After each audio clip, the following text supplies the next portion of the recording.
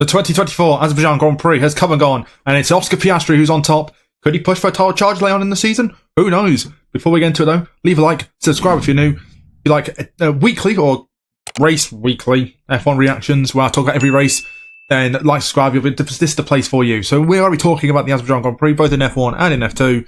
A lot of drama in F2, but firstly we'll talk about F1. Firstly we'll take a cheeky little look at qualifying. As you can see, Charles Leclerc got the pole position in the Ferrari. Baku master is Charles Leclerc. I mean, I think this is the only track he's actually had 4 poles in a row.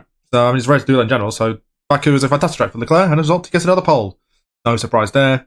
With Oscar Piastri qualifying in P2 at the McLaren, once again, way ahead of his teammate Lando Norris. Definitely the number 1 driver at McLaren, definitely. It's Piastri, not Lando Norris, not number 1 anymore. Carlos Sainz to finish P3, one of his worst tracks, P3, not too bad. Sergio Perez, the quickest of the Red Bulls this weekend, P4, first time in the season. He's like qualified with Verstappen, with George Russell in the Mercedes P5. Max Verstappen 6th, not good for him. His terrible run continues. Lewis Hamilton having a terrible weekend was 7th, with Fernando Alonso having a good weekend in 8th, and Franco Colapinto 9th in the Williams. Quick qualifying with Henry Alexander Albon. His team at both Williams in top 10. Albon's engineered for getting to take the thing out the top of the airbox. Although to be fair, I did see that, and it was kind of whoever let it wasn't his fault. It was just a mess up. So yeah, not good for them. Oliver Behrman, obviously he's replacing Kevin Magnussen, was 11th. Good qualifying for him. Yuki Tsunoda 12th. Pierre Gasly didn't originally qualify 13th, as you can see. Got a giant DQ next to him, disqualified for some sort of fuel regulation limit. Nico Hulkenberg and Lance Stroll will complete the Q2 spots, with Daniel Ricciardo and Q1 not going to fit. Lando Norris, obviously with the big shot in Q1, going out in Q1. Confusing yellow flag for a white flag. Hit your colours right, Lando, with both Salvers of Bottas and Joe just existing, and Ocon having a terrible weekend was 20th. Ocon appeared had something go wrong in every session, so that was qualifying. Probably not short and sweet, don't even need to touch more on that. Then we had the race, obviously Charles Leclerc got a good start ahead of Piastri.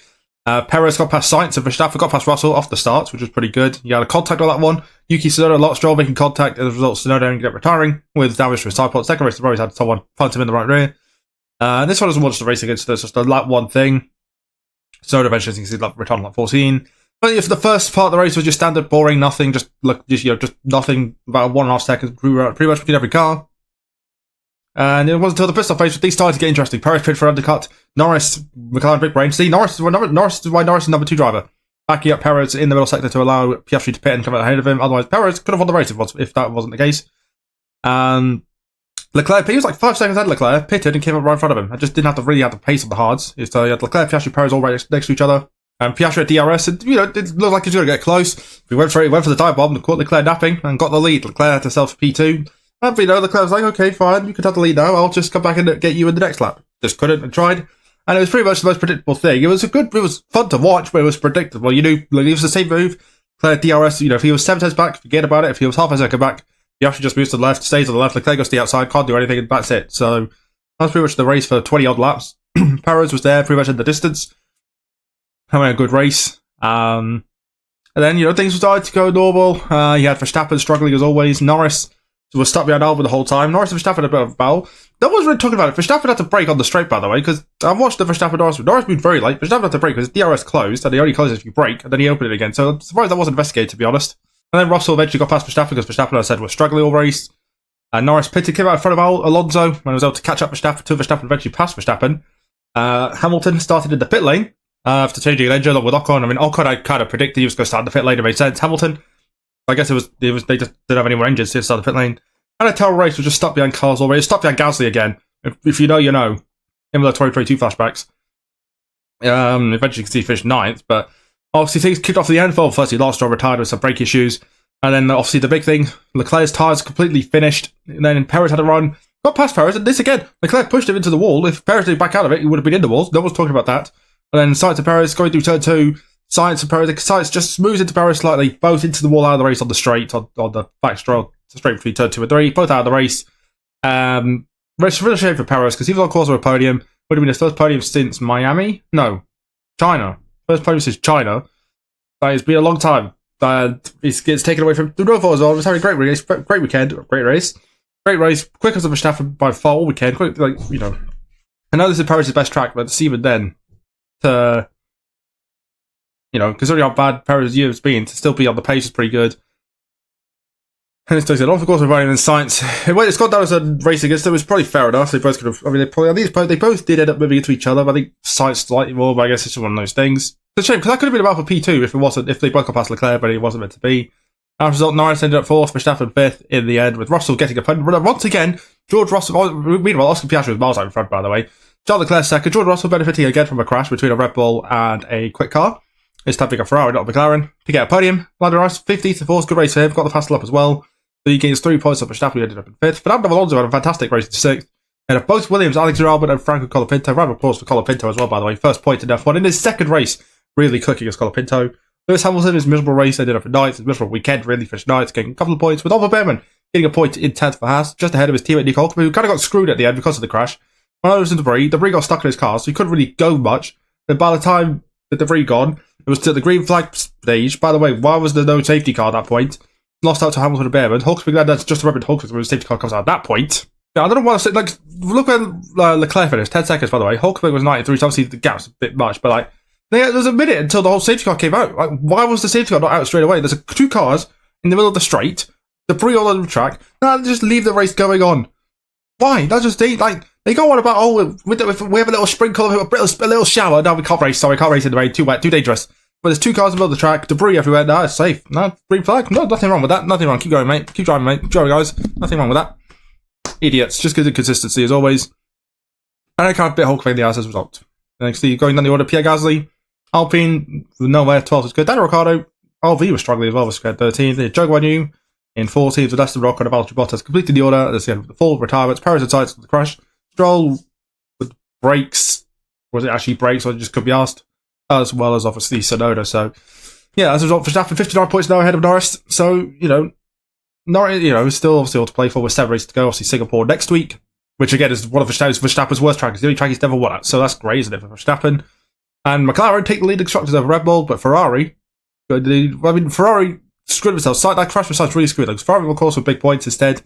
McLaren take the big advantage. So McLaren lead, Ferrari will finish 2nd with Red Bull 3rd.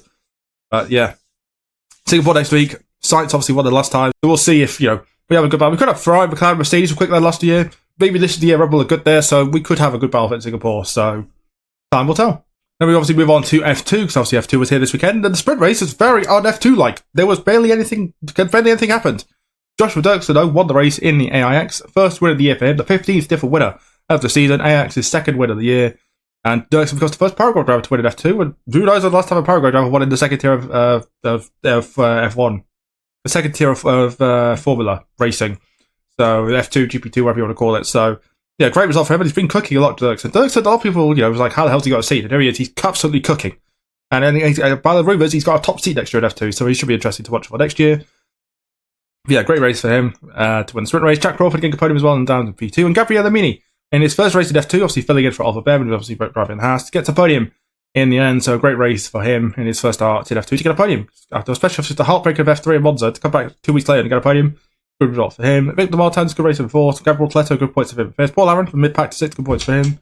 Drake Antonelli getting good points as well in the Prema. And Christian Mansell, his first race as well in F2, getting a point in 8th for Trident, obviously driving the rest of the season in place of replacing obviously Robert Stanek. See also Luke Browning finished 11th in the ART, replacing Zach O'Sullivan. The rest of the year as well finished 11th, see Isaac Hadjar 12th. He had one retirement in the end, which was retired by Arto, who hit the walls to try to get past Hauger. Oliver Goethe went down on every single run-off, it felt like. And Niels Corlin was about 30 seconds behind, and within 10 laps because there was a safety car. So, yeah, classic Niels Corlin moment. Then we have the feature race, which was very F2-like. We had the pile-off at the start, which we'll get into in a minute. Well, you see Richard Bashaw won the race in the Trident. He actually keeps this one. His 3rd win of the year, but it's his first proper official one. And he keeps this one. So, becomes the 16th different winner. He continues to keep winning a race every year. Fourth year. That's why my voice is going. 4th year in a row he's won a race in F2, so good result for him. With Victor Martins, again, finishing in 2nd for like the 4th time in 7 races or whatever it is. And Andrea Kvyat, despite getting hit by Maloney pretty hard, finished on the podium with 3rd. Gary Bortoletto takes the lead in the championship with that result of P4. Ahead of Josh Dirksen, another Joshua Dirksen 5th. Paul Aaron, another good result for him 6th. Luke Browning, first points in F2 and 7th for ART with Jack Crawford, Dennis Hauger, Christian Mansell again in the points, complete the points to top 10. As I said, there were 7 retirements in the end. You had Gabriele Mini hit the wall with 3 laps to go, I think, 4 laps to go, which ended the race with under safety car, which is disappointing for him. Was in course for some good points. Then you had Juan Manuel Correa retire with some sort of mechanical issues. Then you had the pile up at the start, which was caused by Kush Maney, who stalled on the grid, which caught out 4 cars. Big one obviously being Goethe, obviously hit Goethe hit Maney, and Marty hit Marty hit Maney, and Marty was the big one going up airborne, flipping over. Everything was all right. Rapidly Gomez and Niels Corlin also caught up in it, picked up damage, had to retire as well. So 5 cars out of the spot. Although since then, Kush Maney has been disqualified. I don't know why would you disqualify someone who's out of the race on lap 1? No, it's pointless, but okay. messing up the start procedure, so cool. Doesn't change. He did have a grid penalty for the next race, but oh well. But yeah, it was a big crash. It was definitely scary incident to look at, but everyone was okay, which is the main thing. And yeah, the race that, Martins did take the lead, but then it was about a bad stop, and that screwed him over. So here's where it is. Zane Maloney was the one who hit Antonelli, finished 15th. Hadjar nowhere again. I think he's only at 1 point finished the last 6 races. Hadjar struggling a lot. Is Hadjar? I think that was a win, but yeah, it's not going well for Hadjar. As I said, with Bortoleto now leading the championship with 4 races to go, 2 rounds, 4 races. Things are starting to swing. Obviously, F2, 2 weekends to go. Not until December though. Qatar and Abu Dhabi, so a long wait now until then.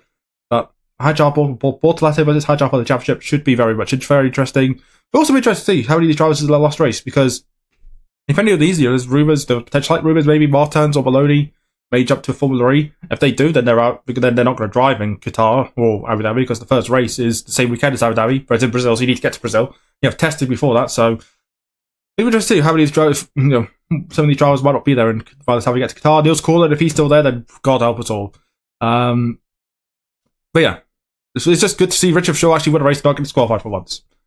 So yeah, that was it then for Azerbaijan. Pretty decent race, not too bad in the end. F1 was good, F2 was good, especially. And yeah, well, that's pretty much it. So we'll see you next week for Singapore. Should be an interesting one. And then after that, we have another break. Yeah, if you enjoyed this video, like, subscribe with that. Check out these videos, see anything else on the channel, and subscribe right there. And I'll see you on the next one. Bye, guys.